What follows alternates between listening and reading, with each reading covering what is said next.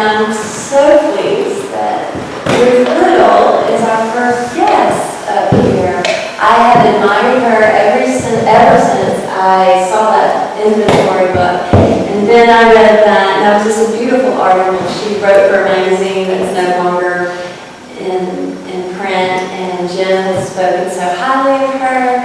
And I would think, oh, if I could meet her sometime. And when I was trying to get her to come for this event back in the winter, she sent me a photograph. It was me playing guitar down on the street for the vernacular architectural forum that was coming through town. And I was like, look at that! That is so great. That was just really special for me. So again, thank you all for coming. Help yourself to coffee or water. This is very informal. If you want to move around, you can. Since the only restroom we have right now is up here, you're welcome to use it, but we'll take a break in a few minutes so you won't feel so self-conscious walking up there. So without further ado, I will introduce to you Ruth Little.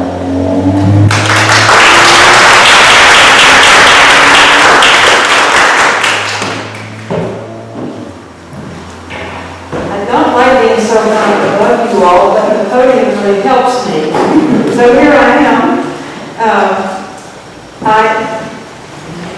have come back to Milton so few times since 1971, 1972, 50 years ago.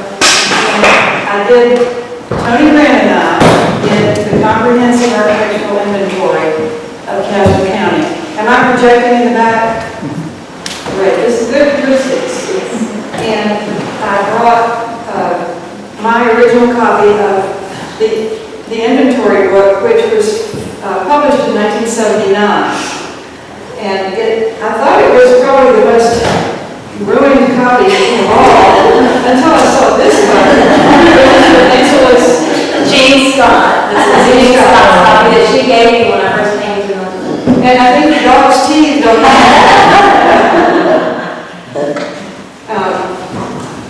and what I want to do today is to combine an introduction to my new memoir, which kind of starts with Caswell County. The first county survey in North Carolina, 71 to 72, with the rest of my life. So I was 25 years old when I came up to Caswell County, and Tony Grant and I stayed in his family's house. Some of you probably know Tony Grant, and he was the principal investigator for the county survey, and I was the 25-year-old assistant. Tony is a wonderful photographer, so he did all the photographs, and I had a clipboard and a pencil, and I didn't have a camera. I was just taking notes and drawing diagrams and learning so much about architectural history, Caswell County's early history, from Tony, who was a native of Caswell County and an architectural historian. Most of his career was spent in Washington working for federal history agencies. And the mystery is Tony still alive? And does anybody know? Well, I searched long and hard yesterday on the internet, and there are a lot of Tony Grants in this region of the state, but I couldn't find, the last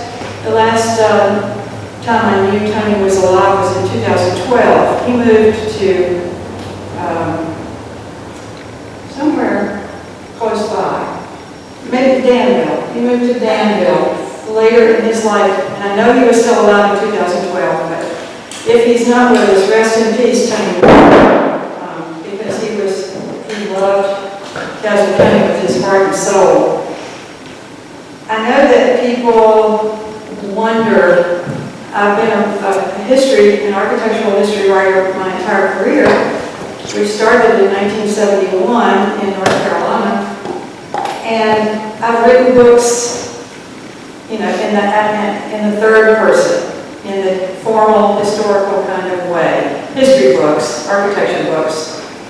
And this memoir, which I finished in April after 4 years of working on it, is written in the first person, was finally able to write in my voice, not in an academic voice, about my life.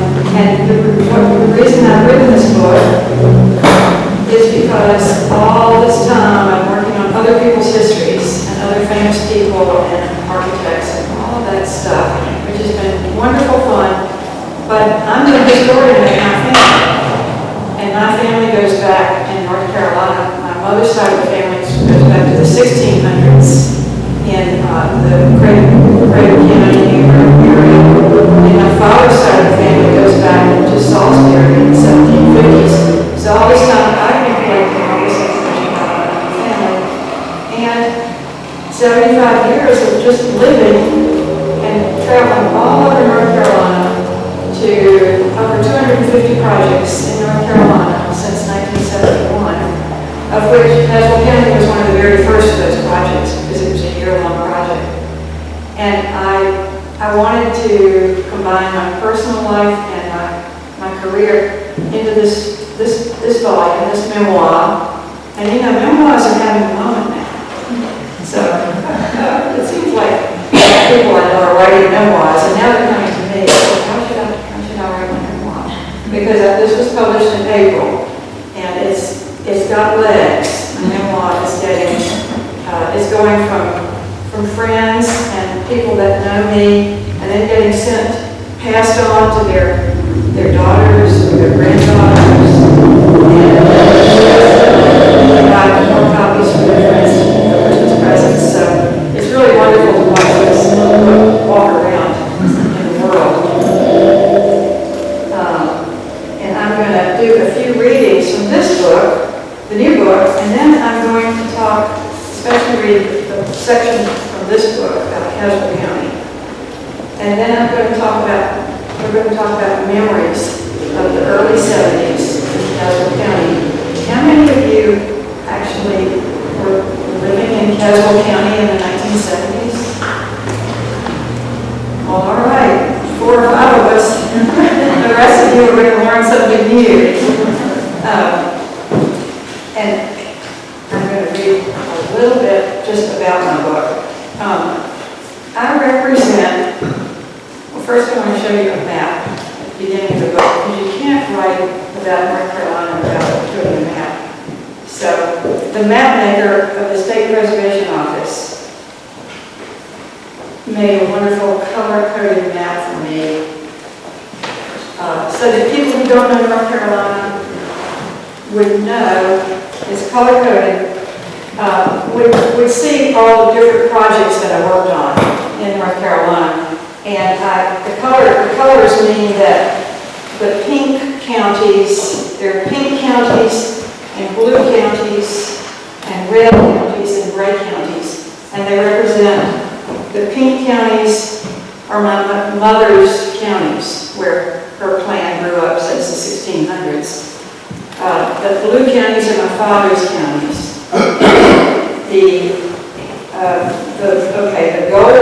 The yellow counties are places where I lived in North Carolina. I've got Carteret County, Morehead City is my summer county, because we've always had a cottage in Morehead City.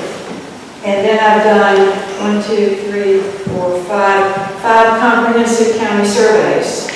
So those are red, and Caswell was the first one, and partial inventories in other counties. And then I did 4 counties comprehensively just for graveyards. And I published a book in 1998, Sticks and Stones, 3 Centuries of North Carolina Grave Markers. And then what else is in the book, which is not very obvious, it's in full color because I have a lot of my paintings in the book. And I weave my art career in amongst the history part of the career. The title, The Book of Ruth, Taming Ghosts, Saving History, came about because the ghosts are my personal ghosts, that part of which I have haunted me since my childhood and during my life. And the ghosts are a big part of the book, and of course, saving history.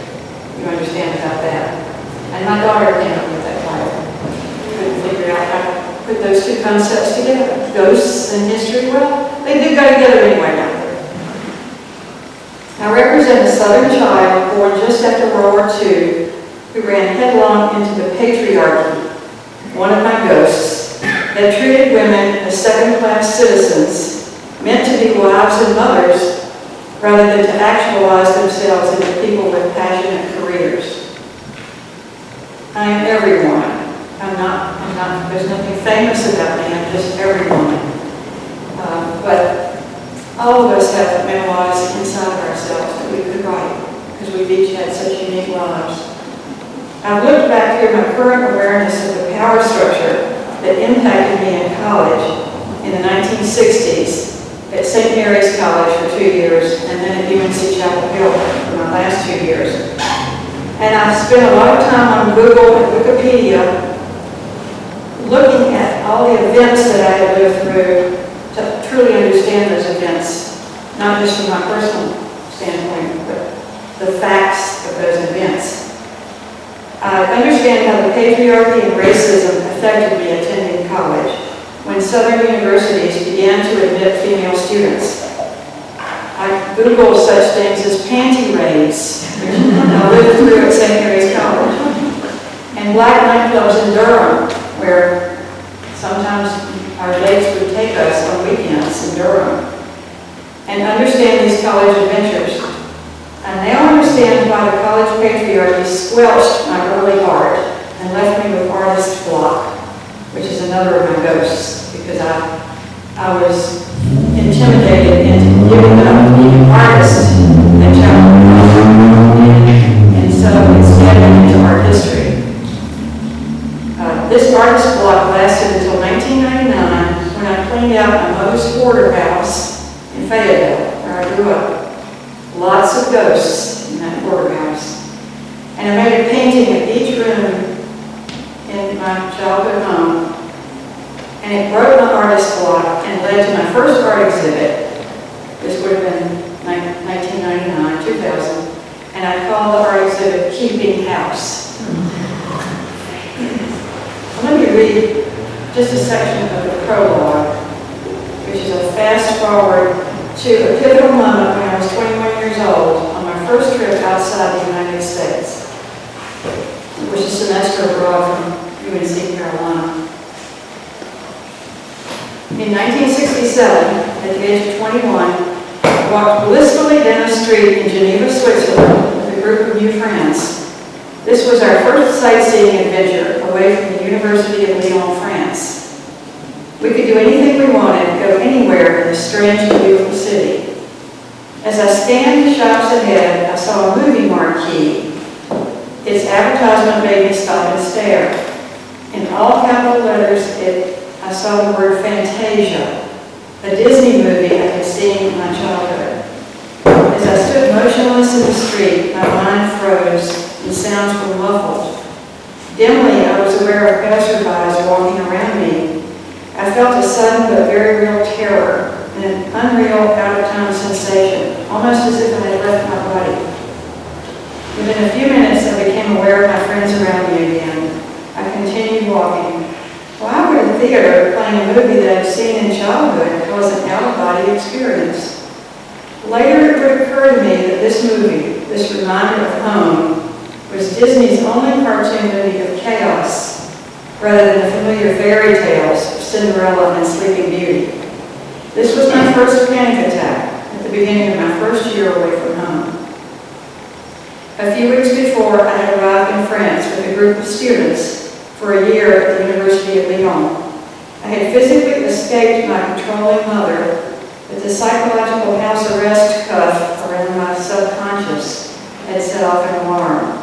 By going to Europe on my own, I had apparently ventured too far from home base. And now here's 2 years later, another moving experience on another main street far from home.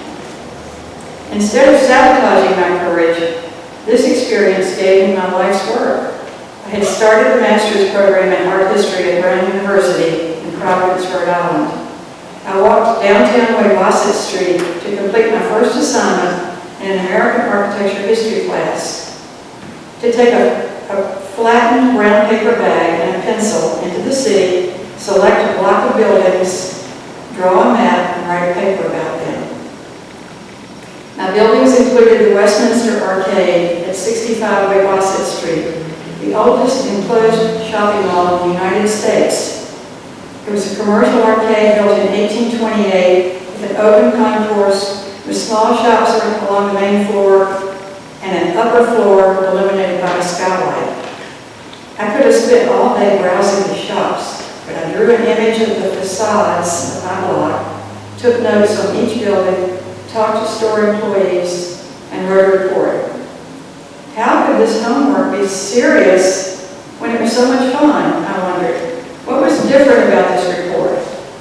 What distinguished it from the many other papers I had written by that point in my life? The words flowed. As I wrote, I could see each feature I was describing. I could hear the voices of the people I interviewed. And I knew I had found what I wanted to do with my life. I visualized my future as a researcher, a photographer, a historian, wandering the world, studying cities. But how could I make such a career if my subconscious didn't trust me to explore the world? What made such a contradiction of curiosity and fear? The Book of Ruth, Taming Ghosts, Saving History, explores the four great challenges of my life: an ongoing struggle with panic attacks, the effort to have it all, personal fulfillment as a mother, and the creative fulfillment of a career, growing into my identity as an artist and finding true love. My coming of age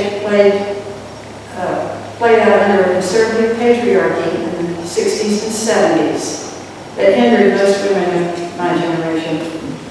After a career writing about other people's lives, I have researched myself to write about my own life, using many years of my own journals, planners, boxes of letters, clippings, work files, and 150 years of family photographs.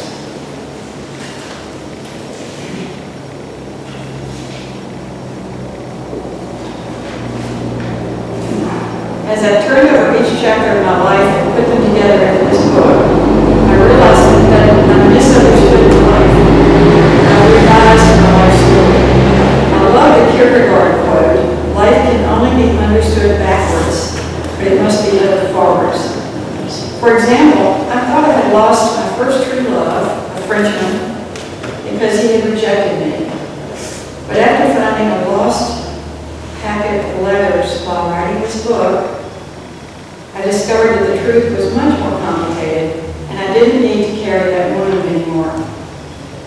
For another example of my misunderstanding my life, I always considered marrying in 1983 when I finished my PhD a mistake, because I was not free to find a teaching job outside the Raleigh area due to my new husband's work. If I had not married, I would have sacrificed being the mother of two wonderful children. So I spent the next 40 years as a government administrator and consultant, rather than being the teacher that I wanted to be. But as I went back over my 250 or so projects, my surveys, nominations, reports, books, I realized that I had actually produced as many scholarly articles and books as most academics, and had mentored and helped me into the field by hiring them as apprentices. One of them is here today, Billy Lowry, Boy. I had an academic career as an independent scholar and fulfilled my major life goal after another life goal to have a life partner finally happened on page 229 in the chapter I Know Who You Are. I have to read the book to find out about him. And I'm now going to read a little bit about Caswell County from a chapter called The Dawn of Historic Preservation in North Carolina. And this was truly the dawn of historic preservation, this survey.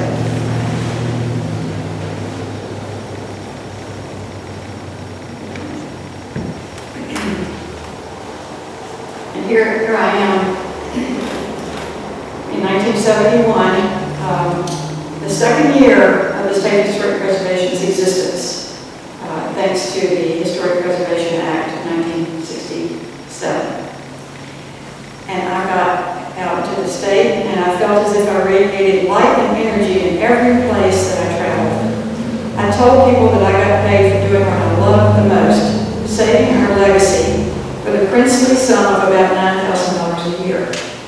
Several days a week, I checked out my car at the state motor pool, stowed my clipboard, survey forms, and Nikon camera with plenty of black and white Kodak film and some color slide film, a bag lunch, and some bug spray. At least once, my camera tumbled off the roof of my car as I drove away from the property, but those old metal cameras were tough. The Nikon negatives that I shot during my career preserve thousands of places and moments in time that have disappeared. I spent much of my first year working each week in Caswell County on the first comprehensive county survey. During the antebellum era, tobacco farmers of Caswell County on the Virginia border had developed the famed white leaf tobacco that filled their coffers with money to build splendid antebellum farmhouses. Among the state's 100 counties, Caswell was selected for the first survey because it was the home county of the Department of Archives and History's head administrator, eminent historian Dr. H.G. Jones. Architectural historian and county native Tony Wren and I drove every Caswell County road and documented every pre-1900 building, as well as significant newer structures in 1900, with floor plans, site plans, evaluations, and photography. Many of the farmhouses were abandoned. I drove to the county each week and took room and board at Tony's Stanley home, then returned to Raleigh on the weekends. Evenings in Caswell County, I sat in bed with a German language textbook, studying for the Brown University Graduate German exam, required to receive my master's degree. I graduated in May 1972. Under Tony's tutelage, my fieldwork skills and understanding of traditional 18th and 19th century North Carolina building practices improved. Tony's habit of stopping at old family graveyards in overgrown farm fields sensitized me to the paramount importance of gravestone inscriptions as historical documents, identifying the owners of the old buildings we recorded. More importantly, I acquired an understanding of gravestones as evocative sculpture. Rural North Carolina in the 1970s was an unspoiled network of family farms and crossroads country stores, where men sat on the front porch in the summer and indoors around the pot-bellied stove in the winter. We stopped at these stores to pick their brains about the families who had built the farmhouses, and also ate cans of Vienna sausage and packs of nabs from their shelves for lunch. Sometimes we found a local restaurant serving a meat and 2 salads in a buffet line. We judged the quality of the food by the number of pickup trucks in the parking lot. The oldest houses were often log cabins, or small frame houses with doors ajar and broken windows. Picking our way through overgrown fields to survey such cabins, we found splendid black snakes sunning themselves along the joints between the logs in the cabin's walls. Nearly every inhabited farmhouse had a front porch with a couple of metal chairs waiting for visitors. The chairs' positions signaled whether the residents were at home. When they left, they turned the chairs backwards and leaned them against the floor or the wall. So we did not knock on those doors because they weren't home.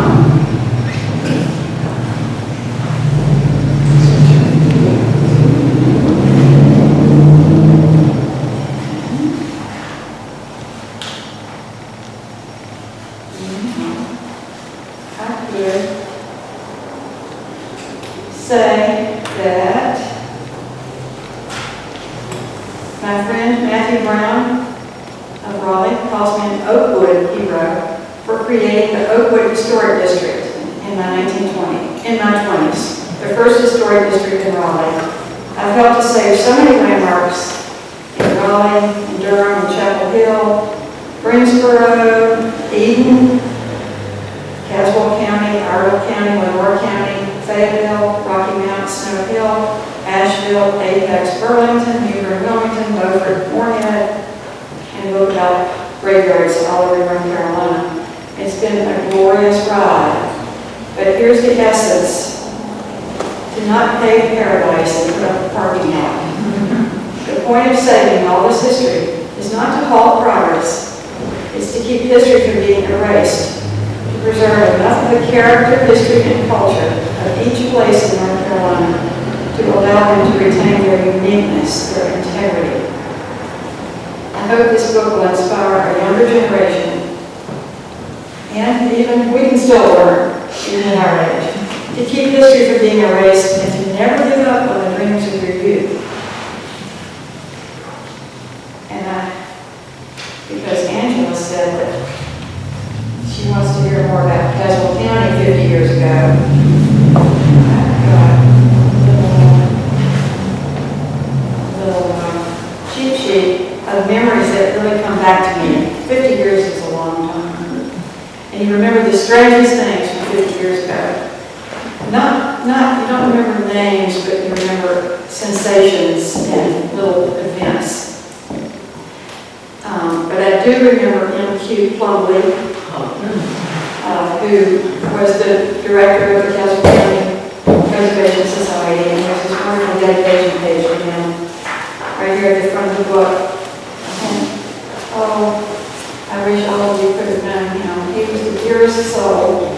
He was so happy when this book finally came out because he truly was the instigator behind the book.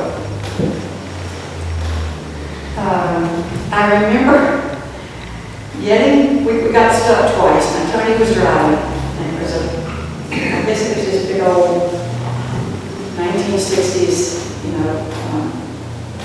sedan. It wasn't a four-wheel drive car. We got stuck twice, which was amazing because we went down so many dirt roads that went across creeks. Sometimes the creeks were high, and sometimes they were low, and he just floored it right through the creek, so we never got stuck in the creek. But right here in Milton, we drove into the graveyard because we recorded all the graveyards.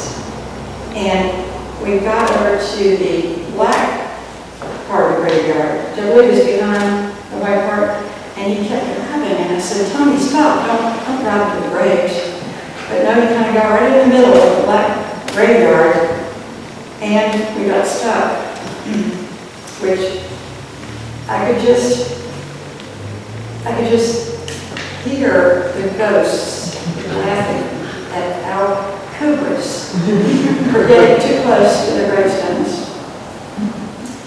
I remember going into these abandoned, some of them were the antebellum plantation houses, some of them were abandoned, but lots of them were lived in by tenants.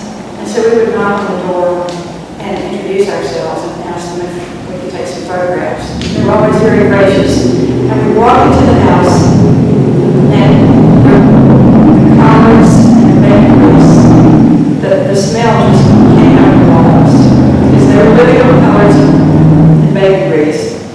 And looking at the side porches, a lot of these boom era, bright leaf tobacco plantation houses, they had a front porch and then they had small side porches, and the tenants were chopping down the porch posts and the porch railings to use for firewood to stay warm.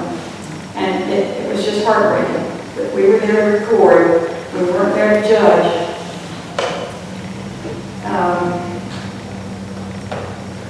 I remember Maud Gatewood so well. She was on the Caswell County Commission, and she was an artist, and she let me see her art studio, and her art was unbelievable. I have a little etching of a log cabin with pine trees around it that she did. She did lots of big, wonderful paintings. She taught for many years at the college up here in Annabelle, whose name is Avery College, and then she moved to the University of North Carolina in Greensboro, and she taught right there for many years, and she was an incredible woman. And I remember Ben and Margaret Williams. Ben Williams was the first curator of art at the North Carolina Museum of History, and he lived in Raleigh. His wife Margaret was an art historian, artist. Ben was an artist. And I first met Margaret because she taught me art, studio art at St. Mary's College. And later I met Ben, and they bought the house in Yanceyville, Clarendon Hall. Clarendon Hall, which was in terrible shape. It was being used as antique storage, it was just being let go. And Ben and Margaret transformed Clarendon Hall and filled it with art, imported art from all over the country, and very important antiques, including Thomas Day pieces.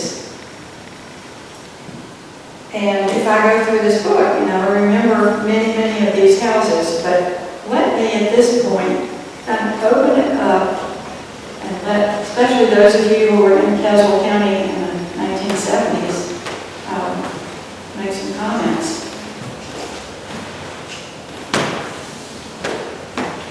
I must say that when you gave the description at the country stores, you brought tears to my eyes because growing up here in Caswell and the farmers, and my dad was a farmer and a textile worker, I saw this snow pot belly stove, and I can remember visiting the country stores with my grandmother and how the men were so respectful and called her Miss Nanny, and that was just really great, that comment you made there. It just really made my heart swell.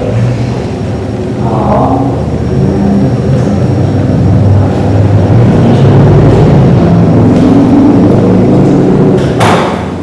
It seems like yesterday. It does.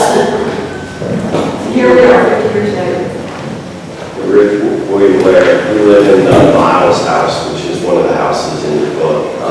And I just have a question for anyone that was here around that time. I've been trying to piece together the history of the house and the Miles family. I think lived in it around that time. There used to be big concerts. It was a part of the Cherry Hill Farm. So y'all may know the farmhouse is the one Dave Ward used to own with the pond right up on 57, just south of town. Curious if anyone has any memories from that. Well, from my memory, it's like the Miles who was Dr. Miles. Okay. That's the one. It's not Dr. Okay, y'all, I'm not getting old. That's another Richard, Oh, he was a wonderful man. But I was a young child, but I lived in Danville, and he practiced in Danville. I guess I've been told maybe Ben Miles, his son, Lou, Yeah. maybe have the concerts, and it's called Cherry Hill Jams. Yeah, we knew his parents real well. I was going to ask you, some time ago, they did a study in the county on stucco built houses. Do you know much about that? What kind of houses? Stucco. You know what I'm talking about? I wasn't involved in that study, but most of those stucco houses, I think, were stuccoed in the 1920s or 30s. I don't know. Yeah. And a lot of them were wall bottom.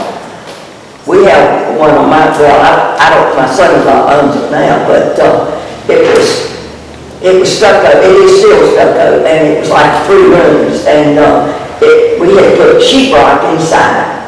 But when my husband and I lived there, but then my daughter got it, and she wanted to get the logs visited, so we took the sheetrock down and did all that, and so now it's log inside.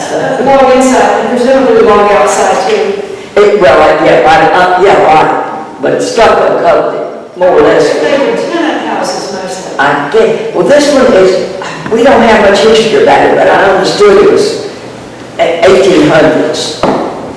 Oh, it could be. But But then maybe during the Depression, somebody came along and made a lot of money talking people into stucco.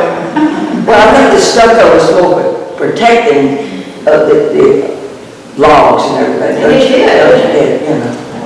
I know a little bit about it. Ben Williams was involved somehow in not the survey about the stucco, and they call it sturcoat. And we have in some papers from my late husband's great-grandfather from the 1850s, a recipe for the stir code, and I think it probably was for just the tenant houses or for outbuildings. And apparently there was something very specific that, to this area, that made it long-lasting. And you see, some over in Blanche, I think there's some that are beginning to deteriorate a great deal. But no one has taken the stucco off the outside of any of these houses. Well, the buildings I think about in Blanche are unoccupied. They're just going down fast. Yeah. One other thing I wanted to mention, the house I live in is in your inventory book. And your photograph in the book was made particularly to avoid something that we had done to the house. In the 60s, we took off a porch and made a porch that we liked a little better. And then, so you had to go around to another porch to get the appropriate era. We have since gone, you'll be happy to know, that in '98, we tore off our porch and our additions and went back to the original footprint. And it looks just like it should, that it did. All the photographs are Tony's. And I don't know how well, some of them came out really well. It's a matter of how well they were printed. I don't know when the book was reprinted, the photographs. I don't have the original.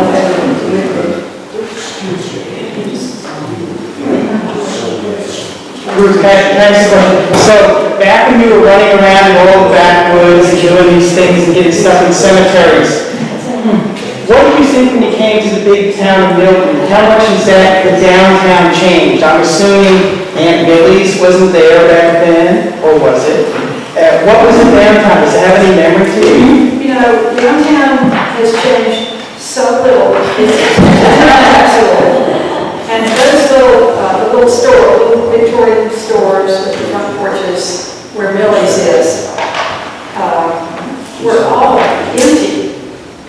And I could have bought one of those little stores. I adore those little stores. I could have bought them for $2,000. And I kept going for all throughout the early 1970s. I kept thinking, Ruth, you should have one of those little stores. And could move to Milton or an antique shop or art gallery or something. And I never did.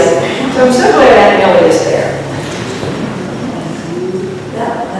Kind of a stupid question. Why did you separate Gainesville and then Gainesville Township in the book instead of putting them together in one? It wasn't organized by the towns and then the rural area around the township. That would have been the reason. To deal with the town proper.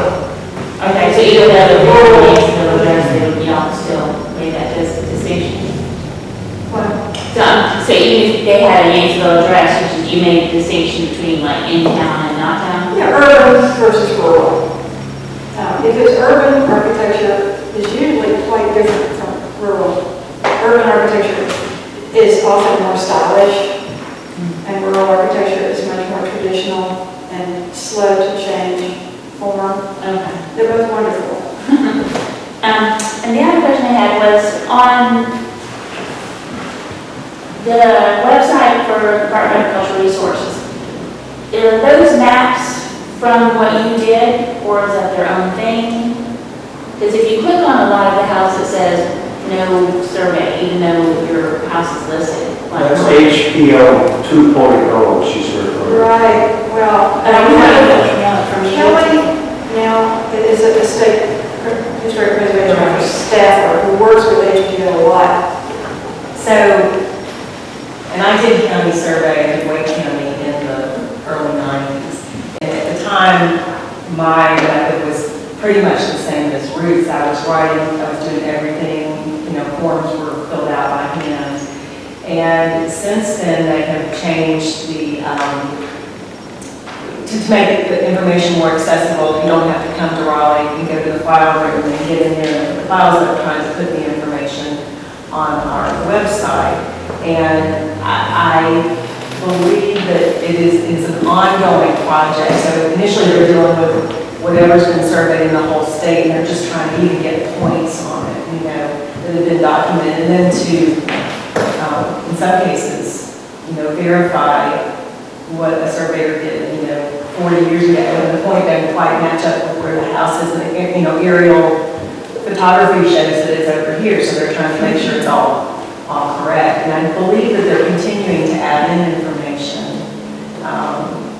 so that, you know, in some cases, for instance, you can hit one button and the link, and if it's a National Register property, it'll give you a link to that. Well, that's why I was confused, because my house is not on the list, but it's on the map, and then you click on it, it says, we don't know what you're talking about, and like, it's right there, and, you know, I even have a check in the book, so. Is your house in a district? Yeah, it's, Your house is not in the historic district, right, but it's on the but it's, national. but it does get credit for being on the register, it's not on the list. So one thing that I've learned, and I'm just kind of new back to the state to figure this out, and maybe it's not done yet. Okay, guys, it's over. What page? Then I had you sign it in April. What And then at 189, is it 189? So one thing I've Yeah, learned. 189. The county needs to go check it. Oh, no, My no. favorite house in the whole county.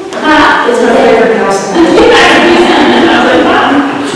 It's not in the district. But yeah, so it's not on the list of National Register houses, and I haven't found anything that says it's on the National Register listing, but then it's on the map, and then it's chapter heading, and you know, there's a lot of disconnect, so.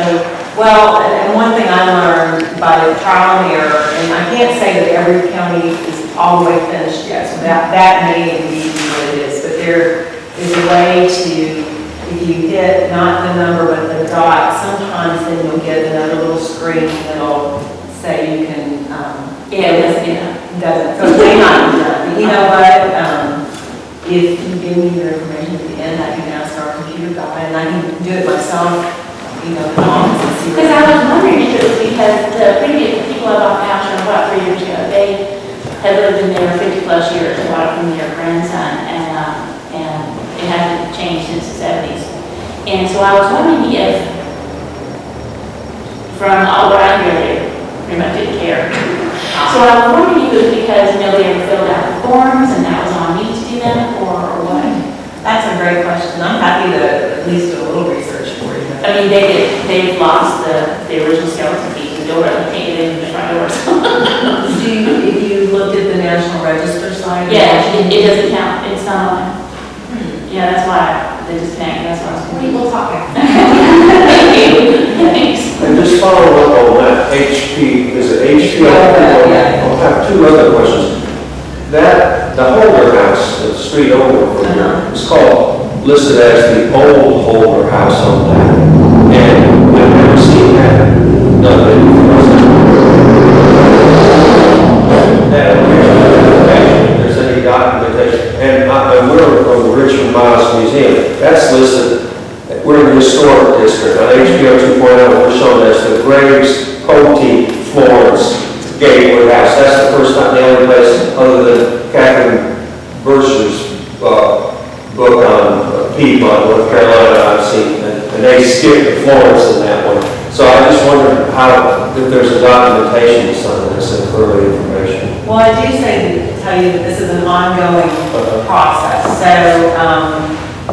you know, the old part, that I've seen that as I've gone through old files, some of the earlier surveyors, they asked somebody, what is that house? Well, that's the old Smith house. And so they would write down the old Smith house. And so the naming conventions have changed a little bit since then. Because I've searched it in the courthouse, some of this title search, these properties, I can't find the protein in our thing. I'll just get to, are you with the state house? Yeah. Yeah, I'll give you the information. Okay.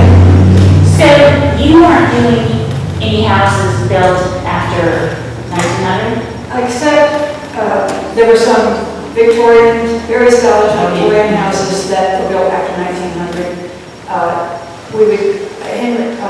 The White Rock Village, of course, and We did big, substantial bungalows. We were very arbitrary. It was very subjective. Now, survey is, if it's over 50 years old, it needs to be surveyed. Yeah, it's like funny, because my house is by itself, 2 blocks from the historic district, but then in between is a bunch of, 20 and 30 Stratton. And they haven't cheated big time for anything. This is the first survey ever done countywide. We made it up. It was fun.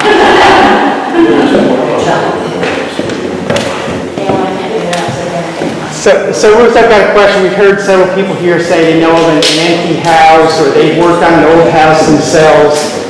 If somebody was 30, 40 years old, the couple was living in the big city of Durham or Raleigh, and they wanted to go out in the country and renovate a house, buy and renovate a house, what would be sort of the advice that you would give them? Is there anything that stands out? If that house were for sale, it's an abandoned house. Yes. For sale, and someone wanted to buy it and renovate it, what advice would I give them? Yes. Go for it. Would you great for Caswell County and for them too. Well, you did too. You did that, so you bought the damn house in Raleigh. I voted for that one. Is it better to buy an old house and try to restore it as an old house? Or is it better to buy an old house, fix it up on the outside, and then modernize it and inside? Well, if it's on the National Register, then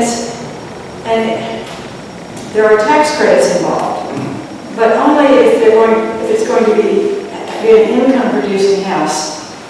Kelly, correct me if I'm wrong.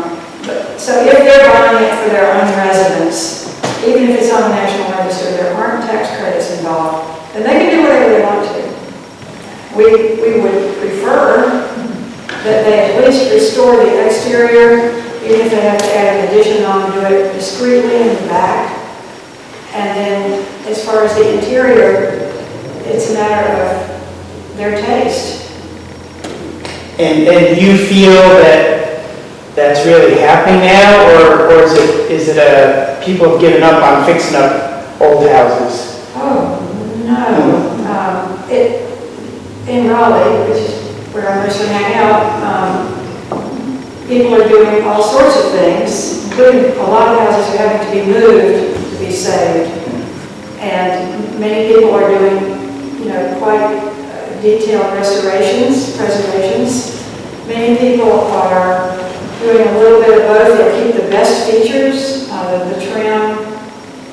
They might knock out a few walls to make a more open floor plan so that it suits them. Because after all, if you're buying a house that otherwise would be torn down, then you need to make that house work for you.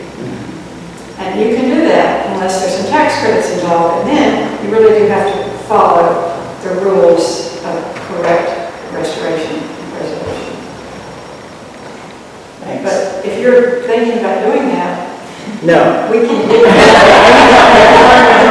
My wife says, "Oh, we should move back here and buy that house. We should move back here and buy this house." And I looked at them and I said, "That's a lot of money." That one is right next to the highway. There's a reason some of those houses have gone bad, and part of it's because some parts of the county are shrinking. But I just didn't know what sort of enthusiasm it did. Obviously, you look at something like this old house, the PBS show, stirred up a lot of interest in renovating houses. I don't know if that's happening out here. It's not happening out here. I don't know what the dynamics are. I can tell you what's happening in Milton. All the old houses are being sold, or are sold. There are no antebellum houses left unsold. When you were here, Ruth, in the 70s, there were empty buildings, empty houses all around the county. That's no longer the case. There are a few still farmhouses in the county that were still owned by the owners. They built a brick house next door and just left the old 1840s, 50s house sitting there, but they take care of it. So the houses are not falling down like they were in the 70s. In Milton, all the old houses, we have people here in the building right here today who bought some of them and restored them. There's one next door that was couple of years ago that was about to fall down. So there was a cottage, it was a late 19th century cottage. So there are no houses in the Milton area that are being left. The one we sold, the last one was sold a few, about 6 months ago, or a year ago, on Ridge Street. Gordon Brandon is a couple of them. And that gentleman is from South Dakota, I believe. North Dakota. So they call it the internet. These houses are known, when they come up for sale, they're known. Preservation North Carolina's done an excellent job of spreading the word of houses for sale. And that's helped Milton a lot. And like I say, they're getting saved here. So Milton is a renaissance. Yes. I bought my house 3 years ago, and it had been vacant for a dozen years. So, and they had no service, no power service, it's on your electricity, everybody was really concerned. I mean, and they're concerned for a dozen years. And then there was, there's a house I've been wondering about that was being sold by Preservation NC for a million years. That's in somebody's garage. They took it apart and it's being stored. And I've always wondered about that house because that house seems to still be available. So they go. Yes, ma'am. Somewhere, I don't know where it was originally. I want to say it's part of closer to Yanceville or Yanceville, but it's in pieces and that was advertised on Preservation for years. I mean, there was a bunch of these houses for sale I bought 3 years ago. What about Woodside? Yeah, that's what it says. Anybody interested in that? That seems like somebody without fancy house. And also, you know, it's not a house, it floods back in factory. Got a $15,000 grant to work with stabilization that. Contract with Zurich, contract with Raleigh, is supposed to start in the next 2 months. So, to some of us, that's a huge thing. Hopefully that building is huge. There's a wonderful story about the Holderness House, the restoration of the Holderness House just outside of Yanceyville. By the great-great-grandson of the Holderness family, and he hired and he's put it on the National Register. That's the one that has the 3 front reproducible porches. What page is that? Oh, it's page 104, right in the middle, the Holderness House. It has a slave quarter duplex in the back. I think most people here would know it as Dr. Page's house. Dr. Page's house. Yeah, the bomb shelter. Well, we call it Old Dr. Page and New Dr. Page. Allison Page has a brick house off the road, and his daddy, I think they call it Lucas. That is his house, and they did have the underground hotel. It's there. It's still there. It's still there. A few years ago, the son, before Dr. Allison Page passed away, he did go in and have all the vines and everything that had grown in it, because that's the first time I'd ever been in it that I can remember as an adult. I probably saw it as a child because my dad was just mesmerized by it, and so I went in. And structurally, it looked pretty stable at that time. Now, it's probably got asbestos, who knows what all's in it, but anyway, but yes, everybody here that grew up in the county will know that's Dr. Page's house. So it's been beautifully restored, right down to the faux railing on all the trim. Just perfect. So Caswell County, old houses, just hang on. People are coming. Well, I brought us some copies of the Book of Ruth.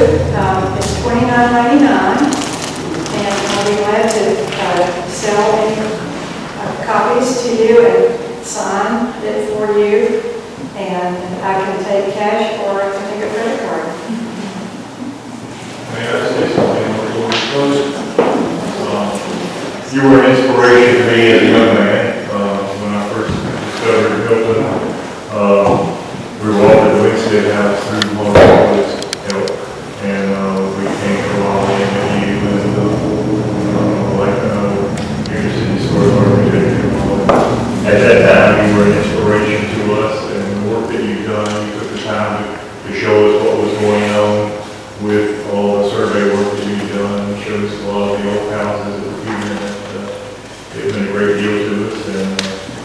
part of the reason that we came to Caswell County. But we're honored that you're here today.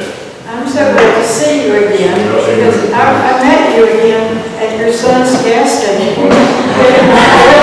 We reconnected in Raleigh a couple of months ago, and after 50 years. And what a memory you have. And because she got that oil change, she said, hey, I was going to see it back. We thank you for all the work that you did back then, and I think it means a lot for each of us here, the documentation that you did for all of us to bring in. It was really important work. I know that, when the funding was first available, it came at a time that probably, had it come 10 or 15 years later, things would have been entirely different in terms of preserving the record that you were able to preserve. Yes, I mean, I think now that all those abandoned houses down dirt roads, I bet 90% of them are gone. But at least we have photographs and documentation. Well, we're just all part of the continuum. I mean, we're here for a short time. These buildings, if you take care of them, can be here for far longer than our lifetimes, for our children and grandchildren. This has been so wonderful. I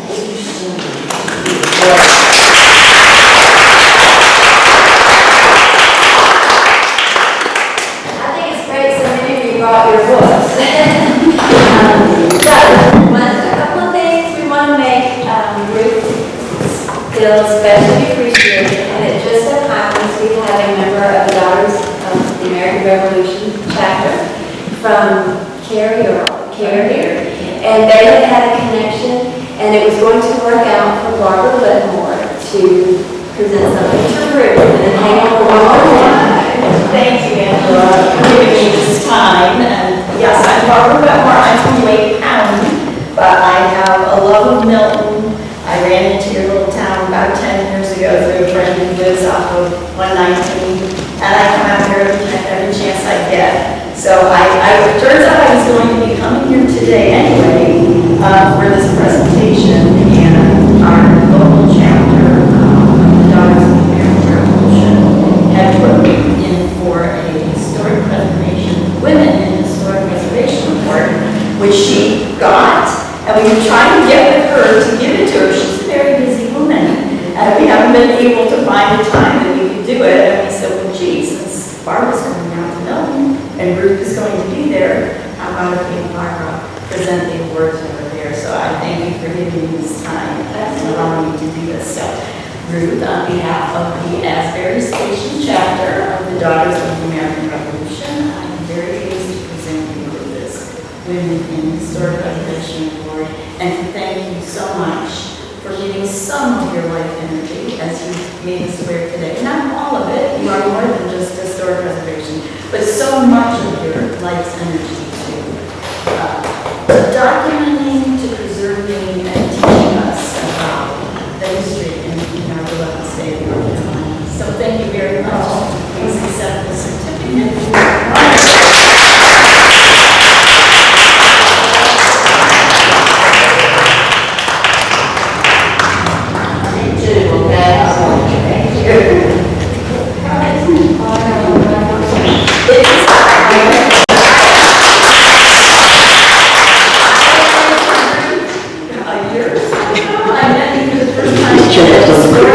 African-American cemetery in Cary that I'm a member of a historical preservation society. Cary has a history, by the way. Please come to Cary and learn about our history. We'd love to have you there. But Ruth came out to help us to identify some of the great marks. They've restored this African-American cemetery. Beautiful fence and day. Yeah, it goes back to before the Civil War. So again, please come visit us there, and thank you again. Thank you all for letting me have this time. Sure. What a lovely job you did learning of your education. And then I also want to give you something in recognition of all you've done on our behalf, in recognition of them, Ruth Little. Do you want to use your official name? for her contributions to the architectural documentation of Milton, Caswell County, North Carolina, by Milton Renaissance Foundation, set